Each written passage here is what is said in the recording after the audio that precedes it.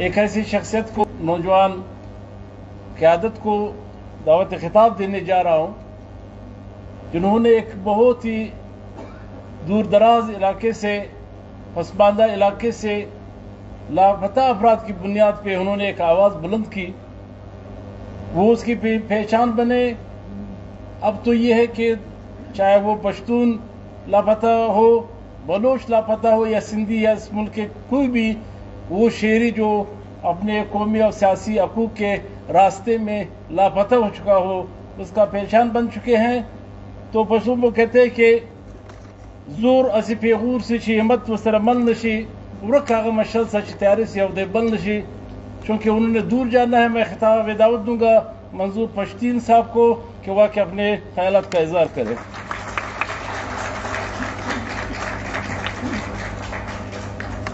بسم اللہ الرحمن الرحیم۔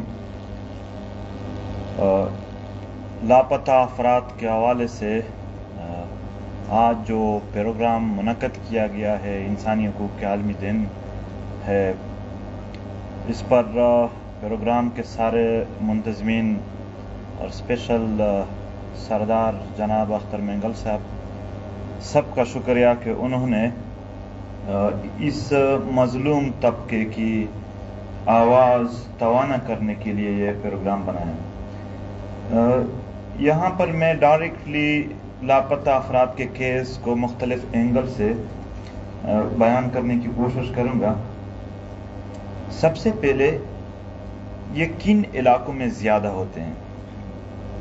لاپتہ افراد پیریفریز میں زیادہ ہوتے ہیں، وہاں پر لوگوں کے تعلیم کی شرح کم ہوتی ہے، وہاں پر زندگی گزارنے کے لیے روزگار وغیرہ بھی نہیں ہوتے ہیں، وہ لوگ کسی عدالت یا دفتر سے بھی آشنا نہیں ہوتے ہیں، اور پیریفریز میں بھی ان علاقوں میں یہ مسنگ پرسنز زیادہ ہوتے ہیں جہاں مدنیات زیادہ ہوتے ہیں۔ مدنیات سے جو علاقہ جتنا بھی بڑا پڑا ہے اتنا ہی وہاں پر مسنگ پرسنز زیادہ ہوں گے،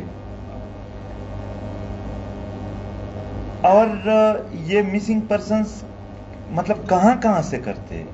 یہ گھر پہ چھاپا ڈال کے بھی کرتے ہیں، یہ کاروباری جگہوں سے کرتے ہیں، یہ ہوٹل سے بھی اٹھاتے ہیں، یہ عام راستے میں بندہ جا رہا ہو وہاں سے بھی اٹھاتے ہیں، اور یہ یونیورسٹیوں اور ہاسٹلوں سے بھی نوجوانوں کو اٹھاتے ہیں۔ یہاں بی ایس او کے نوجوان بیٹھے، انہوں نے آج بھی بات کرنی تھی۔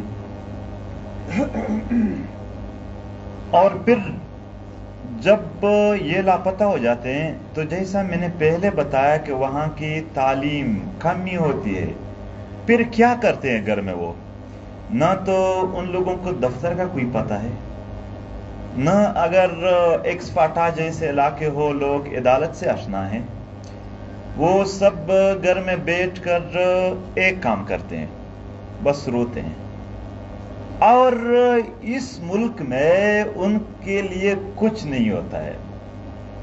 رو خوب رو، داڑے مار مار کر رو، یہی ان کے ساتھ ایک رہ جاتا ہے کام۔ اور پھر ان بچوں کا، جو ان کے بچے ہوتے ہیں، اس کا ذہنی توازن کیا ہوتا ہے؟ آپ بتائیں، وہ تعلیم کیسے حاصل کریں گے؟ وہ روزگار کیسے کریں گے؟ ہمیشہ یہ بات دہراتا ہوں کہ ایک ہوتا ہے آپ کا کوئی اپنا ہے، وہ قتل کر دیا گیا، شہید ہو گیا، اس کا غم ہوتا ہے، کافی بھاری ہوتا ہے، مگر وہ رفتہ رفتہ اس کا جو اثر ہوتا ہے وہ کم ہو جاتا ہے۔ لاپتہ افراد واحد مسئلہ ہے، جو ایک بندہ لاپتہ ہو گیا تو روزانہ اس گھر میں ایسا ایک ماحول ہوتا ہے جیسا کہ اس کا لاش اس کے صحن میں پڑا ہے، وہاں پر روزانہ ان پر یہی گزرتا ہے۔ ہر روز ماں بہن کانے سے اپنے ہاتھ پیچھے ہٹا دیتے ہیں کہ میرے بیٹے نے، میرے بھائی نے کھانا کھایا ہوگا کہ نہیں۔ ہر روز میں ان کے بچوں کی ذہنی توازن کے بارے میں بات کر رہا ہوں۔ ہر روز ان کے بچے ایک ذہنی اذیت سے گزرتے ہیں. ہمارا دوست ہے احسان اللہ آفریدی، اتنا جرت کیا کہ انہوں نے ایم-فل کر دیا. اس کا والد سالوں سے لاپتہ تھے، ضلع خیبر سے تعلق رکھتے ہیں، مگر ایم-فل کرنے کے بعد وہ کبھی بھی جاب کے پیچھے نہیں نکل پڑے. وہ آج بھی ہر روز اپنے لاپتہ والد کو ڈھونڈنے کے پیچھے نکلتے ہیں. یہ ان کے بچوں کا حال ہوتا ہے. بیوی کا کیا حال ہوگا؟ اس پیٹریارکل سوسائٹی میں عورتوں کا کیا حال ہے؟ یہاں ہم جب سمیدین کو سنتے ہیں، ہمارے دوسرے بہنوں کو سنتے ہیں، آپ سوچیں یہ صرف ایک فرد کی بات نہیں ہے، یہ ہر اس گھر کی سٹوری ہے جہاں سے کوئی لاپتہ ہو گیا ہے. یہاں پر بات ہو گئی کہ وہ بیچارے شادیاں بھی نہیں کر سکتے ہیں. اس فیملی کی اجازت کے بغیر صرف اشاروں میں کہوں گا کہ اس طرح واقعہ بھی ہوا ہے کہ کوئی بندہ لاپتہ ہے، ساؤتھ وزیرستان سے تھا، وہ لاپتہ تھے. 4 سال بعد اس کے گھر کو کوئی سرکاری لوگوں نے کہہ دیا کہ وہ مارے جا چکے ہیں. اس کی بیوی کی شادی ہو گئی اس کے دوسرا جو بھائی تھا اس کے ساتھ، مگر 2018 میں، یہ 2016 کی بات تھی، 2018 کے بعد وہ بندہ گھر آیا تو رات کو شام کے وقت وہ عورت اپنی ساس سے پوچھتی ہے کہ میں کہاں چلا جاؤں. یہ وہاں پر لوگوں پر یہی گزرتا ہے. مائیں کیا ہوتی ہے؟ مائیں کی تو یہاں پر والدین ہیں. اپنے بچوں کے بارے میں ایک بار سوچیں کہ جب وہ غائب ہو تو والدین پر کیا گزرتے ہیں، اور اس میں جو والد ہوتا ہے یا جو بھائی رہ جاتا ہے اس پر کیا گزرتا ہے، کیونکہ روزانہ ان سے یہی امید ہوتے ہیں کہ یہ باہر گیا ہے، کوئی نہ کوئی خبر تو لائے گا. یہ ان کی میں ذہنی کیفیت کی بات کر رہا ہوں. اب آتے ہیں ان سے فائدہ کیا ہے. وہ فائدہ بیان کرتے ہیں. ایک فائدہ ہے لوکل سطح پر، ریکارڈ موجود ہے ہمارے پاس. اگر کسی بھی عدالت میں، کسی بھی چینل میں جرت ہے تو ہم ثبوت کے ساتھ وہ ریکارڈ پیش کریں گے. وہ چلائیں، وہ بتائیں کہ کس طرح لوکل کرنل، میجر اور دیگر فوجی افیسر ان فیملی سے کبھی ملاقات کی امید کے نام پر، کبھی رہائی کی امید کے نام پر لاکھوں روپے لیتے ہیں. ریکارڈ موجود ہے ہمارے پاس. ان سے بادام اور پیستے کی بڑے بڑے تھیلیاں منگواتے ہیں. بلکہ میں جانتا ہوں اس بندے کو، ڈی خان میں رہتے ہیں. اس نے کہا کہ انہیں یہی بتایا جاتا ہے کہ آپ بٹیر لائے ہمارے لیے، اس کا گوشت اچھا ہے، پھر ہم آپ کا ملاقات کرا دیں گے. آج تک نہیں ہوا اس کا. ایک تو یہ لوکل سطح پر بزنس ہے ان کی. اور دوسرا کیا ہے؟ دوسرا فائدہ یہ ہے کہ اسی مسنگ پرسنس کی وجہ سے یہ جنگ کو تول دیتے ہیں، لمبا کر دیتے ہیں. اسی مسنگ پرسنس کی وجہ سے وہ اپنے غلطیوں کو چھپاتے ہیں. میں بتاتا ہوں وہ کیسے. وہ ایسے کہ فار ایگزامپل کہیں پبلک میں حملہ ہو گیا، فوراً دوسرے دن 8-10 بندے کو یہ لے کے آئیں گے، انہی انٹرمنٹ سینٹر سے اٹھا کر اور کہیں پر پھینک دیں گے کہ جوابی کارروائی ہو گئی. تو اپنی غلطیوں کو چھپانے کے لیے اور اس قوم کو، ان لوگوں کو جھوٹے دلاسے دینے کے لیے بھی یہ استعمال ہوتے ہیں. اور میں ابھی مین ٹاپک پہ ان کے فائدے کی جو مین بڑی وجہ ہے، سب سے بڑی وجہ وہ بیان کروں گا. وہ میں نے لاسٹ کے لیے رکھی تھی. دہشت پھیلتا ہے اس کی وجہ سے. जब दहशत फैलेगा तो कोई सहाफी बात नहीं कर सकेगा मीडिया पर। जब दहशत फैलेगा तो कोई जज फैसला नहीं कर सकेगा। जब दहशत फैलेगा तो लोग खामोश होंगे। जब दहशत फैलेगा तो आप लूट मार करो, चाहे जमीन पर कब्जा करो, चाहे मदनियात पर कब्जा करो, कोई आवाज उठाने वाला नहीं है। आज जो ऑस्ट्रेलिया में जनरल कियानी के जजीरे है, ये उसी ही दहशत पैदा करने के बाद जो इस वतन को लूटा गया है, जो यहां आम आवाम की तबाही और बर्बादी कर दी गई है, उस खामोशी में उन्होंने वो बनाए हैं।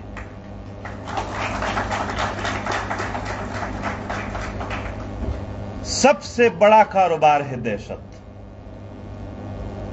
आज अली वजीर की पेशी सिंध कराची में इंसदाद दहशतगर्दी की अदालत में थी, जो अमन मांग रहा था। जो लोग वाकई दहशत फैलाते हैं, दहशतगर्दी करते हैं, वो इस मुल्क के सबसे बड़े वफादार माने जा रहे हैं। और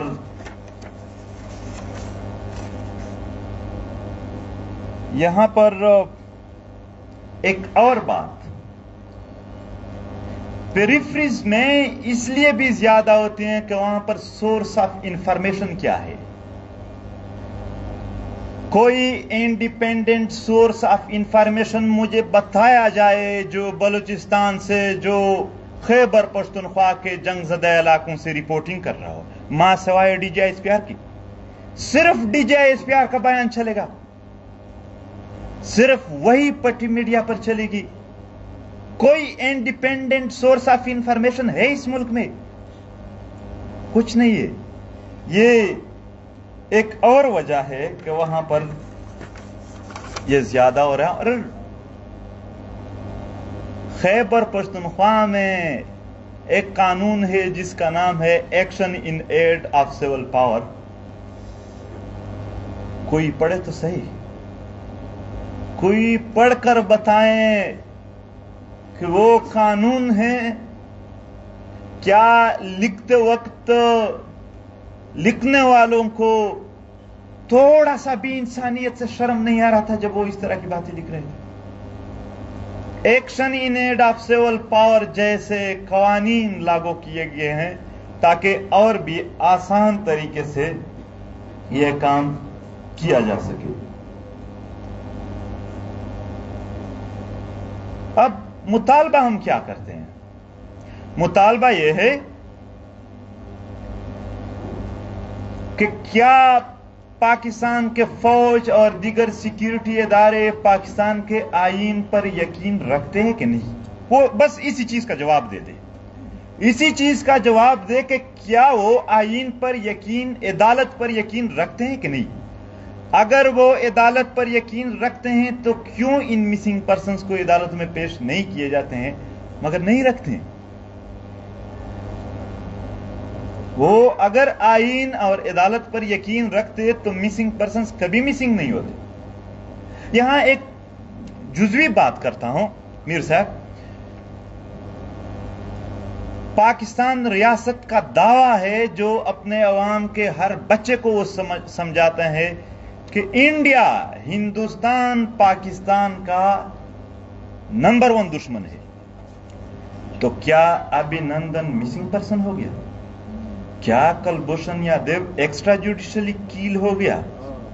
हयात बलोच हुआ है, हयात बलोच, नकीब मसूद हुआ है, ताहिर दाऊद हुआ है, और यहां पर हजारों लाखों पश्तून और बलोच हुए हैं। तो बताया जाए कौन है नंबर 1 दुश्मन, इंडिया या पश्तून बलोच? कौन है नंबर 1 दुश्मन?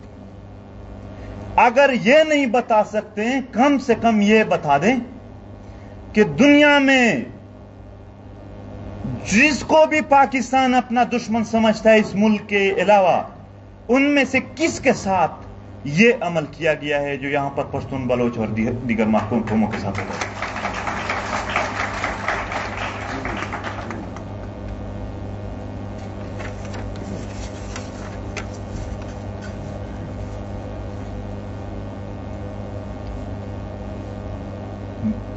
बुनियादी इंसानी हक है ये। अदालत बुनियादी इंसानी हक है। कोई बंदा وہ کتنا بھی بڑا جرم کرے یہ پھر بھی اس کا حق ہے کہ وہ عدالت میں پیش کر دیا جائے. جو حق کلبھوشن یادو کو دیا گیا ہے سمیع الدین بھی وہی حق مانگتا ہے, دیا جائے گا. یہاں پر ہزاروں پشتون اور بلوچ مائیں وہی حق مانگ رہے ہیں جو آپ انڈیا کو دے رہے, آپ دیں گے وہ؟ یا آپ یہ فکر, یہ سوچ, یہ تانا دلانا چاہتے ہیں کہ ابھینندن کا اپنا ایک اسٹیٹ تھا, آپ کا کچھ نہیں ہے؟